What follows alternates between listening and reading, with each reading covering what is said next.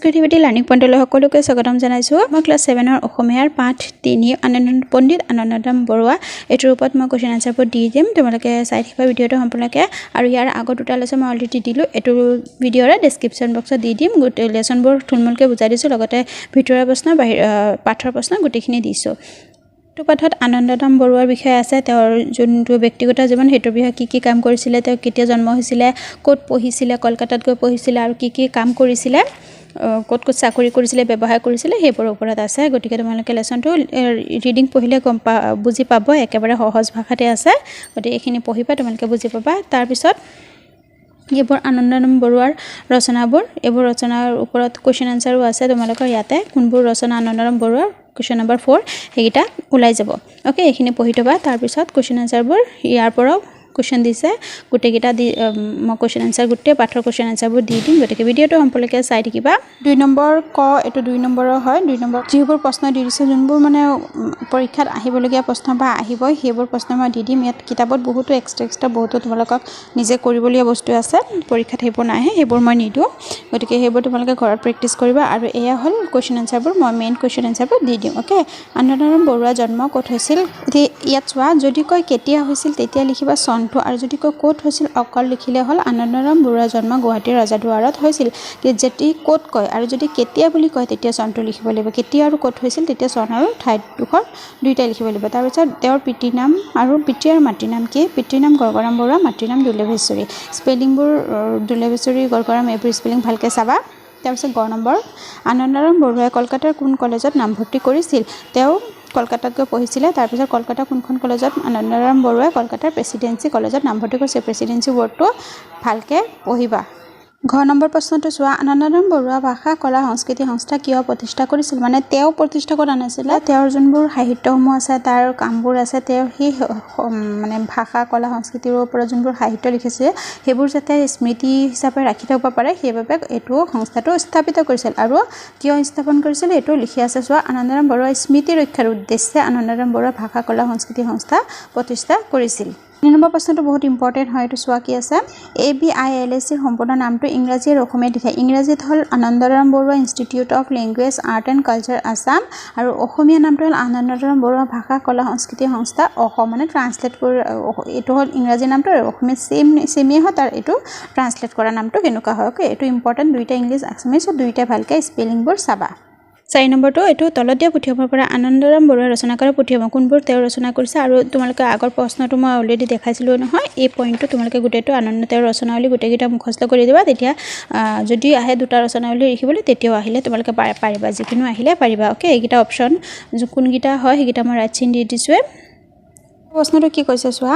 Anandaram Barua ICS পৰীক্ষাত উত্তীৰ্ণ হোৱাৰ পাছত বিলাতত হোৱা বয়সৰ বিতৰ্কত মিগ্ৰেট ডাফে কি দিয়া মন্তব্যটো নিজৰ ভাষাত, মানে মিগ্ৰেট ডাফে এটা মন্তব্য দিছিলে। মানে আনন্দৰাম বৰুৱাই ICS পৰীক্ষা দিবলৈ বিলাতত গৈছিলে, কলকাতাত গৈছিলে। তাত তেওঁ পাছ কৰিছিলে, 7ম স্থান পাইছিলে, বহুত ভালকৈ পাছ কৰিছিলে। কিন্তু সেই পাছ কৰাৰ পিছত তেওঁ মানে অলপ প্ৰব্লেম হৈছিলে যে তেওঁৰ বয়স হোৱা নাছিলে, সেইটো লৈ পেলাই তাৰপিছত সেই যোনটো সদস্য কমিটি আছে তাৰ মাজত এটা তৰ্ক বিতৰ্ক হৈছিলে। তাৰপিছত ডক্টৰ গ্ৰেট ডাফে তেওঁৰ পক্ষতে কৈছিলে, কি কৈছিলে এইখিনি নিজৰ ভাষাত লিখিব লাগিব, অলপ এইটো দীঘল হ'ব। প্ৰশ্নবোৰ উত্তৰটো চোৱা। আনন্দৰাম বৰুৱা ICS পৰীক্ষাত উত্তীৰ্ণ হৈছিল যদি উপযুক্ত বয়স নোহোৱাৰ বাবে বিলাতৰ পাৰ্লিয়ামেণ্টত তুমুল বিতৰ্ক হৈছিল। তেতিয়া ব্ৰিটিছ পাৰ্লিয়ামেণ্টৰ সদস্য গ্ৰেট ডাফে এনেদৰে কৈছিল। কি কৈছিলে এইখিনি নিজৰ ভাষাত লিখিব লাগে। তেওঁ যেনেকৈ কৈছিলে সেইটোৰ মতে ডাইৰেক্ট উঠাব কোৱা নাই, নিজৰ ভাষাৰে লিখিব দিছে। এইটো চোৱা। আমি অকল ICS পৰীক্ষাৰ নিয়মাৱলীৰ ওপৰত চকু দিলে নহ'ব, আমি ছাত্ৰজনৰ এইটো নহ'ব, কৃতিত্ব লক্ষ্য কৰিব লাগিব। কৃতিত্বৰ প্ৰতিও এনেকৈ লিখিলেও হ'ব। যিজন ছাত্ৰই ইমান দূৰৰ পৰা আহি ইমান প্ৰতিযোগিতাৰ মাজত সুখ্যাতিৰে উত্তীৰ্ণ হ'ব পাৰিছে, গতিকে আমি সেইজন মেধাৱী ছাত্ৰৰ আকাংক্ষাৰ মাজত প্ৰতিবন্ধকতা দিয়াটো উচিত নহয়।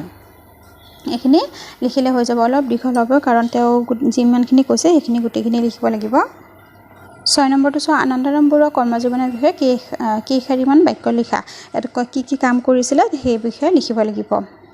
তেওঁ কি কাম কৰিছিলে লগতে তেওঁ বহুতো চাকৰি কৰাৰ লগতে তেওঁ সাহিত্যসমূহ ৰচনা কৰিছিলে গোটেইখিনি সাহিত্য কি ৰচনা কৰিছে সেইবোৰ লিখিব নালাগে সেইবোৰ লিখিলে বহুত দীঘল হৈ যাব আনন্দৰাম বৰুৱাই নিজৰ কৰ্মদক্ষতাৰ ফলত জীৱনত সুনাম অৰ্জন কৰিছিল তেওঁ পোনপ্ৰথমে শিৱসাগৰ জিলাত সহকাৰী মেজিষ্ট্ৰেট হিচাপে যোগদান কৰিছিল ইয়াৰ পিছত তেওঁ ময়মনসিংহ জিলাৰ সহকাৰী মেজিষ্ট্ৰেট আৰু পৰৱৰ্তী নোয়াখালী জিলাৰ মেজিষ্ট্ৰেট হিচাপে নিযুক্ত লাভ কৰে তাৰপিছত চোৱা নোয়াখালীত তেওঁ বংগদেশৰ উন্নয়নমূলক কাম কৰিছিল তাত তেখেতে এখন বালিকা বিদ্যালয় স্থাপন কৰিছিল চাকৰি জীৱনৰ উপৰি তেওঁ বিভিন্ন সাহিত্য ৰচনা কৰি থৈ গৈছে তেওঁ চাকৰিৰ উপৰি বিভিন্ন সাহিত্য ৰচনা কৰি থৈ গৈছে ওকে এইটো অলপ দীঘল হ'ব এইখিনি তোমালোকে লিখিব লাগিব নম্বৰটো তোমালোকৰ মেচ দ্য ফলোইং দিছে অধ্যায়ভাগ মানে নেৰানেপেৰাকৈ লাগি থকা কাৰ্য একেবাৰে লগতে লাগি থকা কাৰ্য সেইটো কয় অধ্যায় মন্থন মানে মথা বা ঘোটা কাৰ্য খ্যাতি হ'ব এইটো ইয়াত হ'ব অতি শুৱনি নহয় সুনাম সুখ্যাতি মানে সুনাম যশস্যা